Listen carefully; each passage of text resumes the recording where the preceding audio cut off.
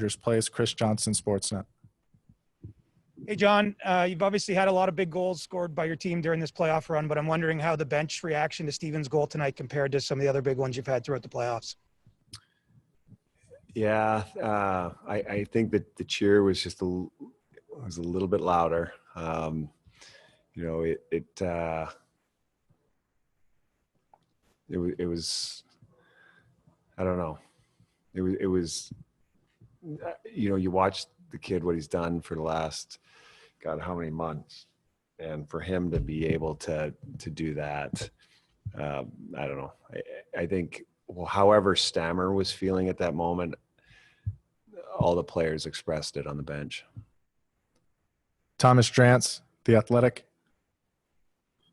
Sorry, Jon, I just want to follow up on that topic again, because cameras, of course, caught your team celebrating and caught you in particular. You seem to sort of laugh to yourself, maybe shake your head. What goes through your mind when in that moment as you just sort of take it in? Well, you marvel at players and you know, he only had 5 shifts, but probably as efficient of 5 shifts you're ever going to see in a National Hockey League playoff game. But you know, we're with these players day in and day out, like all year. I mean, this is the season that seems to never end, and here we are watching a player come back and then you know, do what he did in the biggest stage at the biggest time of the year. You can't, like I said, you have to marvel at it, and I don't know, it was pretty damn cool. We'll do 2 more in the media center. Steve Wino, Associated Press. Hey, Jon, I'm sure it wasn't in your plan for Steven to only play 3 minutes. How tough was it to lose him after that 5 shifts in the first period? Yeah, unexpected. But I think just the lift he gave us, A, being able to dress and play, B, scoring. I don't think the guys were going to be denied, and we've gone through this dance this whole playoffs, playing with 11 forwards. So it wasn't anything that these guys were panicked about. As you saw, you know, as that game, you know, especially when we got to the second period, it was game on, and then, but because Stammer couldn't play physically on the ice, it didn't mean he didn't play a big part on helping us win. And just, you know, his presence on the bench and you know, a lot of the things he was saying to the group, you know, it takes a team effort, and regardless if you're on the ice or not, he was contributing. Last one up top, Emily Kaplan, ESPN. Hey, Jon, I was curious if you could share any insights into the decision for him not to play in those second and third periods. Was that from the training staff or him? And going into this game, did you know were there going to be any limitations on him, or was he 100% good to go? No, we went into the game, like, we don't play players as a specialization to, hey, you're only going to play certain situations. You're going to dress, you're ready to play whatever's asked upon you. As for the first part of your question, I think Stammer was up here before, so I'll just basically reiterate what he said. Next question, Diana Neros, Tampa Bay Times. Hey, Jon, you've said before, we've talked about your depth as a team, but you've said sometimes your best players just need to be your depth. I said that, stumbled over the word, but your depth as a team.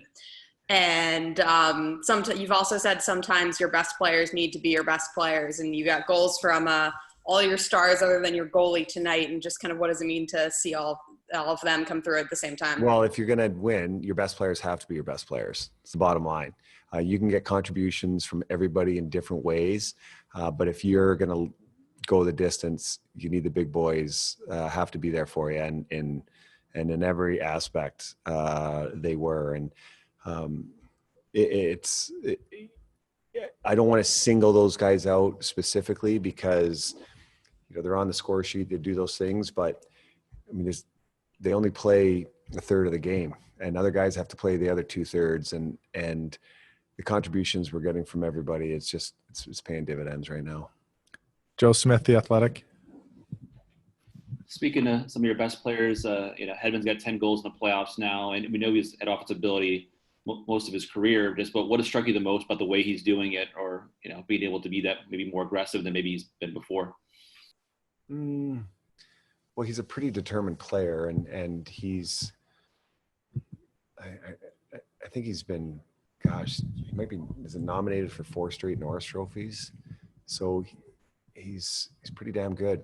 And what he's doing now is, go back to the last question. Your best players have to be your best players, and he's clearly one of those. But I think some of the timing are the things he's doing too. Is it's a pretty close game, and we catch a break on the power play, and he gets it and shoots it in the net, and that's a huge 3-1 goal for us after we'd given up a shorty just earlier in the last period. So his timing and uplifting us at these big moments when we need a boost, overtime winning goals, and you just go down the list, defensive plays he's made, the timing of a lot of things he's done has been remarkable. But I guess if you do great things all game, I guess your timing is always going to be good.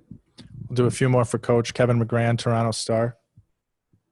Coach, I know you've spoken a great deal about Steve Stamkos, but he's had such a kind of a checkered past few years when it comes to injuries and then persevering through them to get back.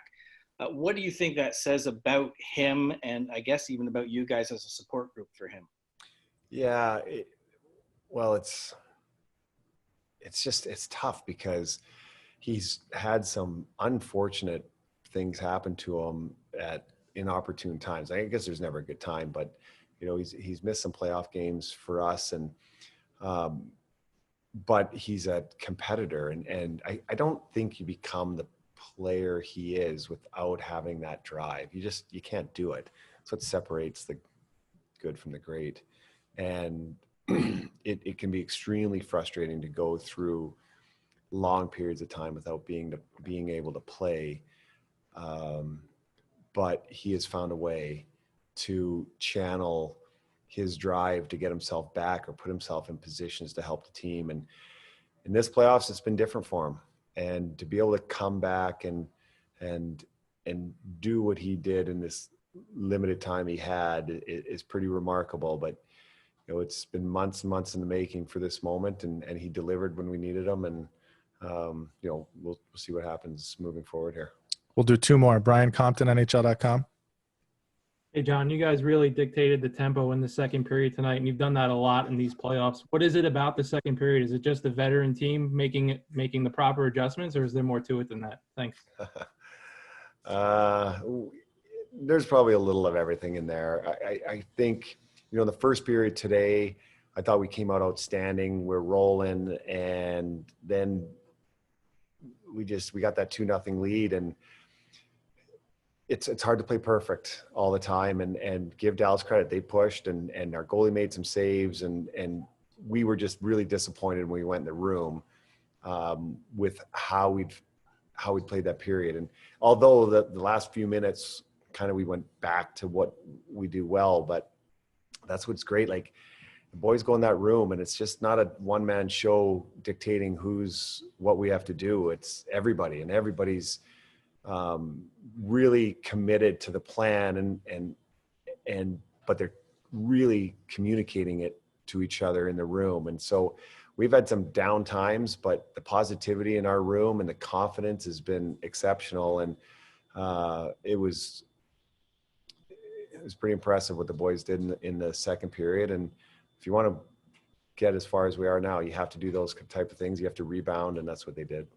Last question, Ken Campbell, Hockey News. John, Ken's gone from first question to last question. What happened? Mixing it up.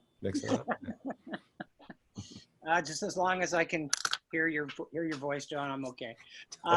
John, a lot's been made of your team's, transition into a better defensive team and that, but I thought towards the end of the Islanders series and maybe in game 1, you guys kind of chased the game a little bit. And in the last couple of games, do you feel like your team has sort of found its identity a little more in that respect?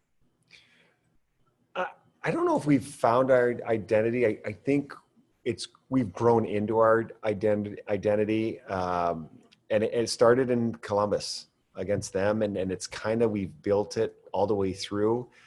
And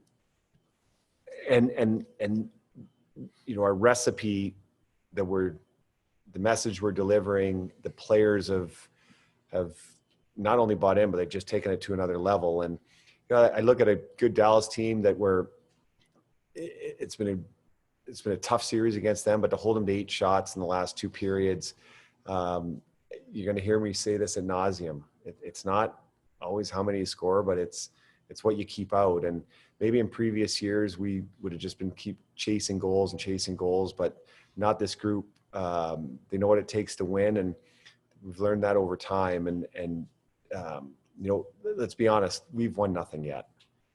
We've got 2 games, and there's still so much farther ways to go. But what's going on right now is and the mental makeup of this group's been pretty impressive, and hopefully we can keep it going. Coach, thanks a lot for the time.